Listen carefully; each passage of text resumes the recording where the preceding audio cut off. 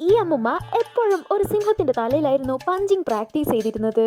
അവരുടെ കൊച്ചുമകനാണെങ്കിൽ കുംഫു പാണ്ഡയുടെ തലയിൽ കാറിടിച്ചായിരുന്നു സന്തോഷം കണ്ടെത്തിയിരുന്നത്. അവരുടെ ഹസ്ബൻഡ് ആണെങ്കിൽ കുതിരയുടെ തല ഡോറിന്റെ ഇടയിൽ ഇടിച്ചായിരുന്നു സന്തോഷിച്ചിരുന്നത്. അവരുടെ കൊച്ചുമകളാണെങ്കിൽ ആടിന്റെ തല ഡിക്കിയിൽ ഇടിച്ച് കളിക്കുമായിരുന്നു.